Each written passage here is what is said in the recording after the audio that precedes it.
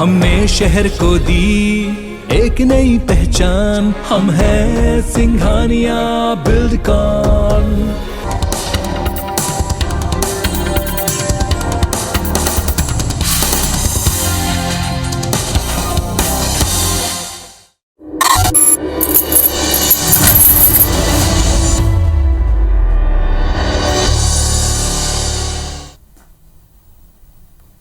नमस्कार, स्वागत है आपका IBC 24 के खास कार्यक्रम स्कूल अनलॉक में। लंबे समय बाद एक बार फिर से स्कूलों में रौनक लौटने जा रही है।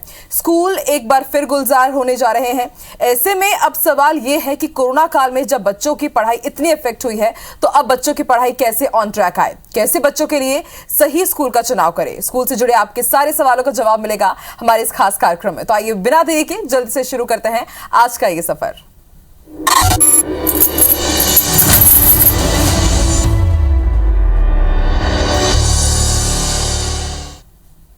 तो स्कूल फाइनली अनलॉक हो रहे हैं। इस बार बच्चों के सामने कई चैलेंजेस रहने वाले हैं। ऐसे में स्कूल कैसे उनके इन चैलेंजेस को अपॉर्चुनिटीज में बदल सकते हैं, जानेंगे वेंकटेश्वर सिग्नेचर स्कूल की प्रिंसिपल सौम्या रघुबीर जी से, जो इस वक्त हमारे साथ स्टूडियो में ही मौजूद है। मैम, आपका बहुत बहुत स्वागत है।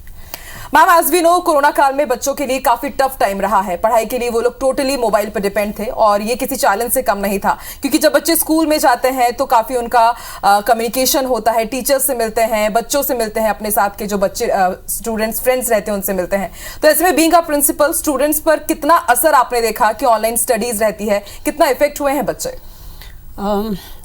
IBC 24 सुनने वाले सभी दर्शकों को मेरा अभिवादन। बहुत ही अच्छा प्रश्न है आकांक्षा जी। अचानक पैंडेमिक आ गया और एक स्विच ओवर करना पड़ा सभी स्कूलों को ऑफलाइन से ऑनलाइन मोड पर। ये अपने साथ बहुत सारे चैलेंजेस लेकर आया। जैसे हर चीज़ का अपना एक प्रॉस और कॉन होता है। इसका प्रॉस और एडवांटेज ये था कि बच्चों ने नए टेक्नोलॉजिकल स्किल्स सीखे, एक इंडिपेंडेंट लर्नर की तरह वो उभरे। पर इसके साथ ही साथ स्क्रीन टाइम ज़्यादा होने की वजह से बहुत सारे आईसाइट इश्यूज़ जो है बच्चों में देखने को मिले। स्कूल जाने से बच्चों का एक स्केड्यूल्ड टाइम टेबल जो हुआ करता था, वो कहीं ना कहीं उसमें अवरोध आया और बच्चे जो हैं बहुत ज़्यादा डिस्ट्रैक्ट होने लगे होम एनवायरनमेंट में, क्योंकि वहाँ पे उनके कई जगह पेरेंट्स इंटरनेट की फैसिलिटी जहाँ नहीं मुहैया करवा सके, वहाँ ये इशू रहा कि बहुत सारा डिसरप्शन रहा लेसन्स में। There was lot of learning loss. तो ये सब जो इश्यूज थे ऑनलाइन स्कूल को चलाने में, तो जो स्कूल्स को हैं काफ़ी परेशानियों का सामना करना पड़ा। पालकों और बच्चों को भी काफ़ी इस बात का सामना करना पड़ा और जो कोप अप कर पाए वो ज़रूर काफ़ी डिजिटली एडवांस भी हुए। लेकिन साथ ही साथ हमने ये देखा है कि 13.5 million children of age group 7 to 17 उनके पास ये फैसिलिटी नहीं थी। तो उस एज ग्रुप में और उस जो तबके के बच्चे हैं जिनके पास ये फैसिलिटी नहीं थी, वहाँ उनको ज़रूर एक लर्निंग लॉस और एक लर्निंग गैप जो है उसका सामना करना पड़ा।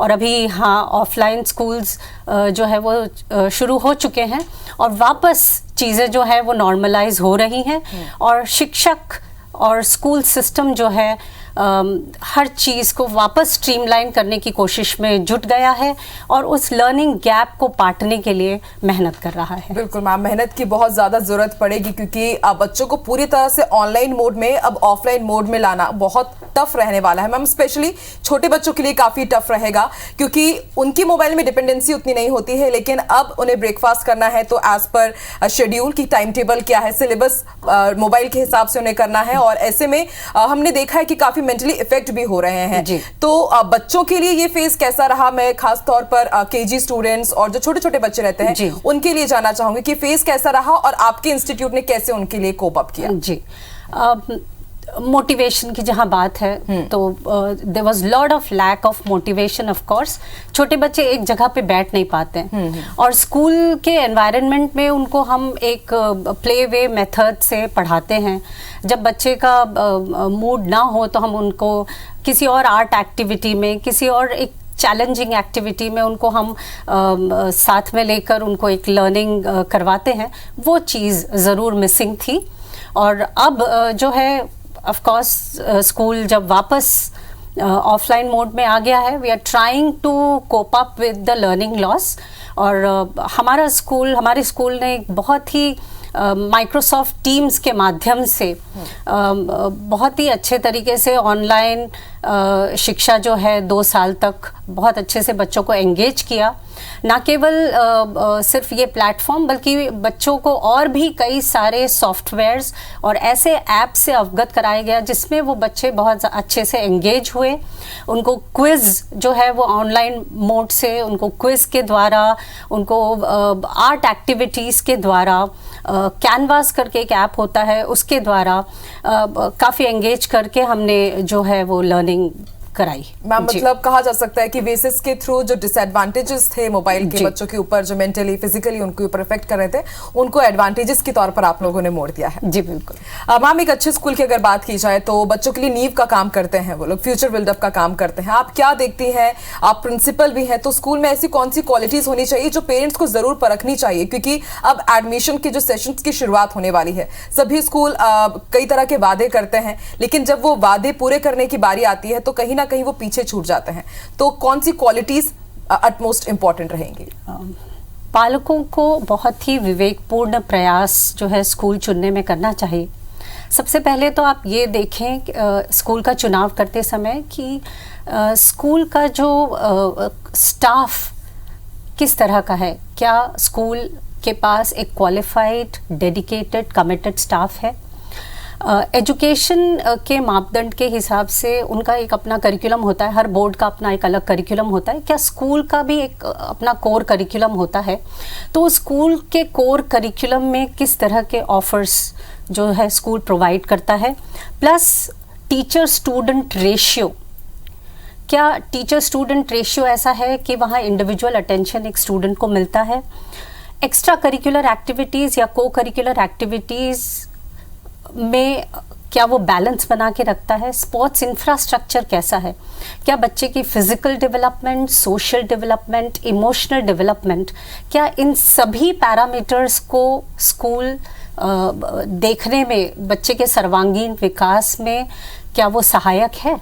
तो ये सब कुछ चीज़ें हैं जो बहुत इम्पॉर्टेंट हैं। और प्लस स्कूल जो है वो सिर्फ करियर में ना ध्यान देते हुए क्या बच्चे का डेवलपमेंट एक खुश सदस्य के रूप में, एक अच्छे ह्यूमन बीइंग के रूप में तैयार कर रहा है? ये सब कुछ पॉइंटर्स हैं जिसको पालकों को देखना चाहिए कि स्कूल का चुनाव हम इन पॉइंट्स पे करें।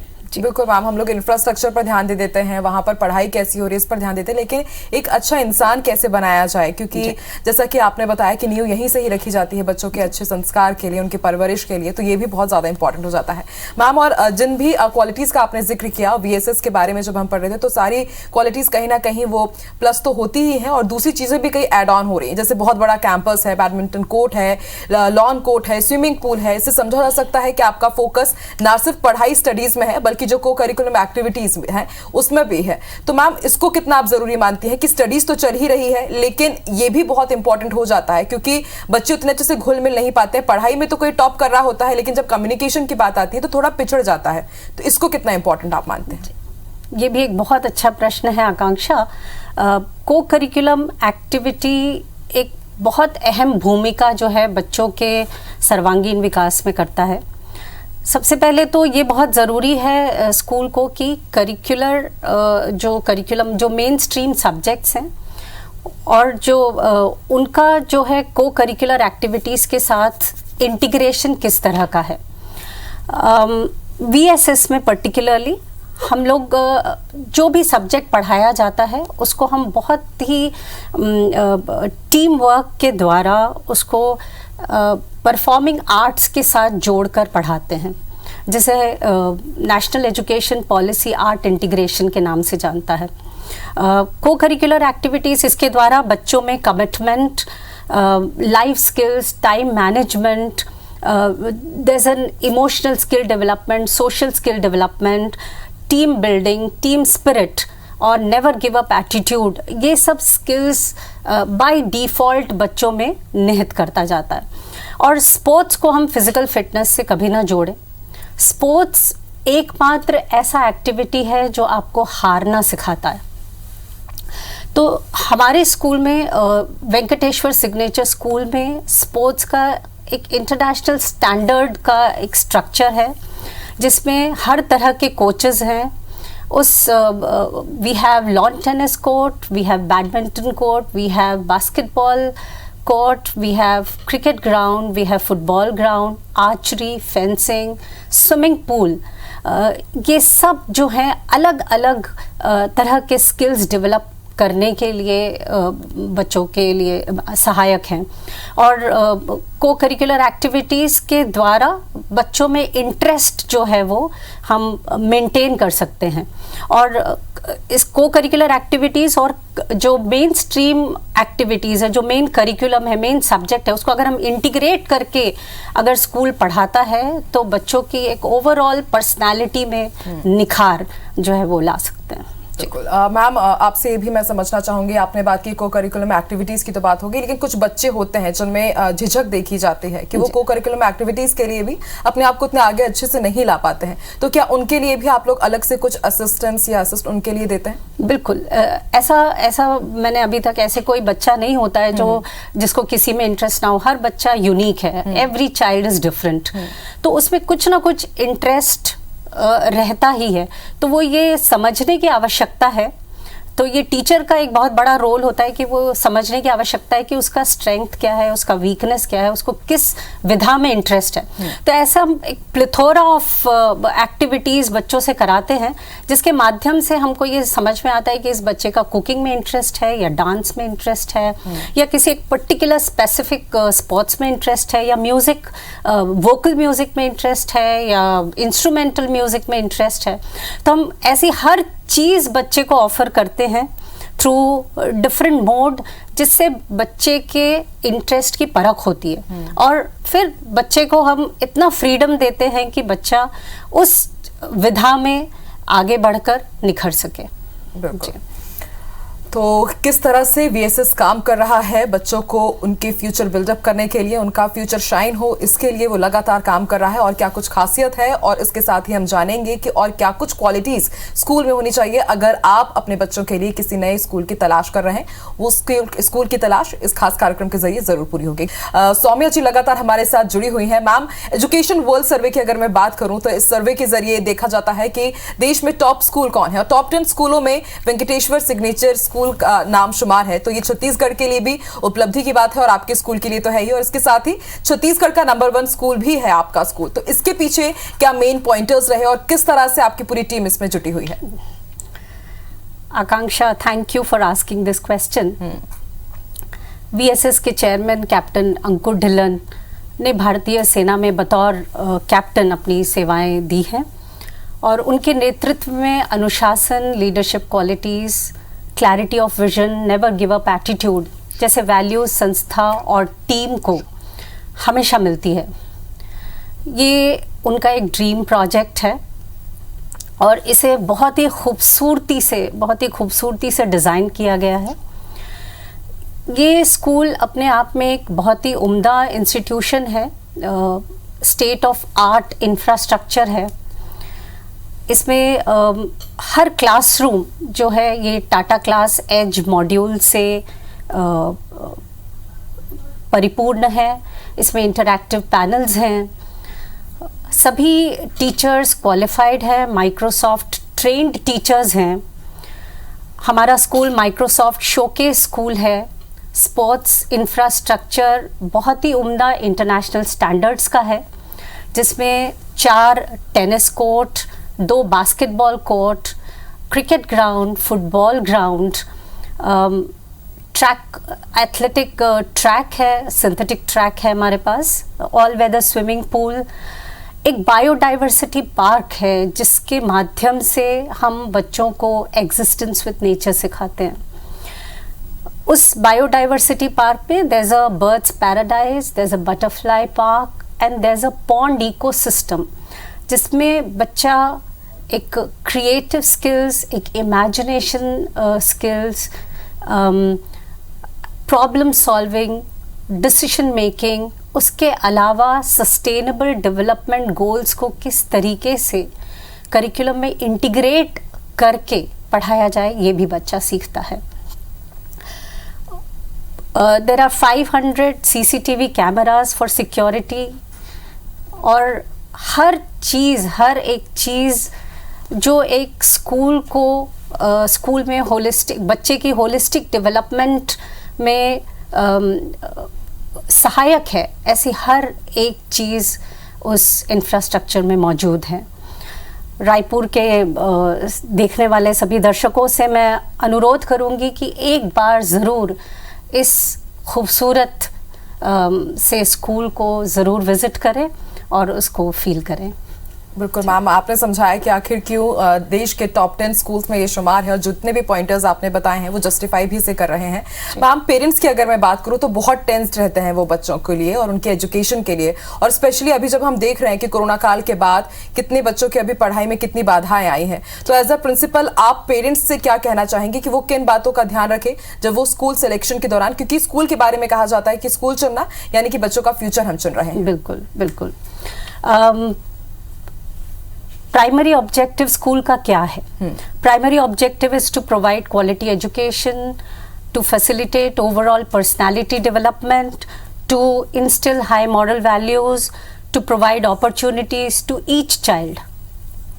अगर इन सब को अचीव करने के लिए स्कूल के पास मोटिवेटेड और क्वालिफाइड स्टाफ जो मॉडर्न टेक्नोलॉजी को अडेप्ट करने के लिए सक्षम है, अगर वो हैं और ऐसी हर चीज़ वहाँ मौजूद है जिससे बच्चे का सर्वांगीण विकास होता हो, तो बच्चों को पालकों को ये देखना चाहिए कि स्कूल का इंफ्रास्ट्रक्चर कैसा है, उसकी एजुकेशन वर्ल्ड की रैंकिंग कैसी है, क्या वो सुविधा मुहैया करा रहा है जिससे बच्चे की हर तरह की स्किल्स, पर्टिकुलरली मैं बात करूँगी 21st सेंचुरी स्किल्स का डेवलपमेंट हो रहा है।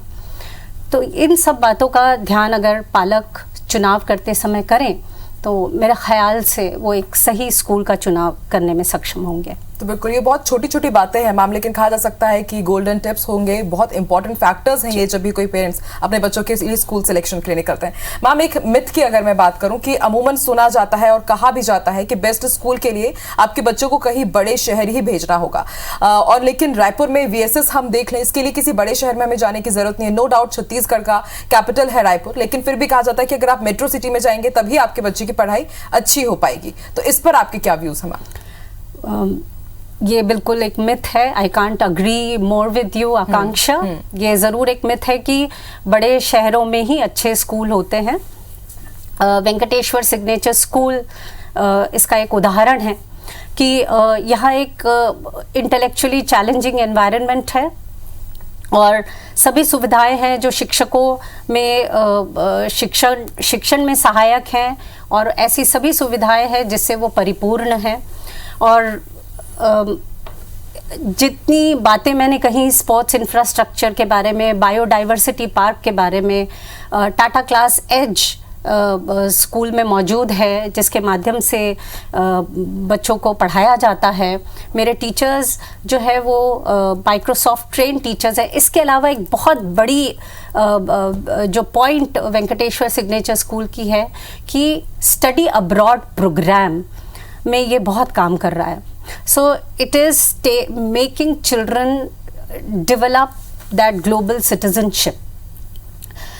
हमारा टाई अप जो है वो एक up education and I query नामक संस्थाओं से है, जिसके द्वारा वो फ्यूचर पाथवेज प्रोग्राम, इसके तहत बच्चा 10वीं 11वीं और 12वीं का जो छात्र है वो इस के द्वारा संचालित एग्ज़ाम में बैठ सकता है। उसके लिए स्कूल के शिक्षक ही तैयारी करवाते हैं। जो बेसिक कॉन्सेप्ट्स होते हैं साइंस के, physics, chemistry, biology, mathematics and basic communicative English, इसमें शिक्षक जो है उनको दे प्रोवाइड दी गाइडेंस, और बच्चा इसमें अगर वो इसको क्लियर कर लेता है तो उसको न्यूजीलैंड की top 3 universities, university of Auckland, Wellington and the university of New Zealand में उसको डायरेक्ट एडमिशन मिलता है, और वो अपनी पढ़ाई जो है आगे की वो न्यूजीलैंड की यूनिवर्सिटीज़ से कर सकता है। इसके अलावा we are also member of British Council, we are also in partnership with AFS, American Field Service, and Generation Global, which is a member of Tony Blair Faith Foundation. इसके द्वारा बच्चों को हम वीडियो कॉन्फ्रेंसेस के माध्यम से across the globe, किसी भी स्कूल से हम वीडियो कॉन्फ्रेंस के माध्यम से डायलॉग और ब्रेनस्टॉर्मिंग सेशंस जो है वो करवाते हैं, और इससे बच्चे का एक एक्सपोजर जो है वो एक बियॉन्ड करिकुलम जो एक एक्सपोजर है वो बहुत ही उम्दा तरीके से होता है।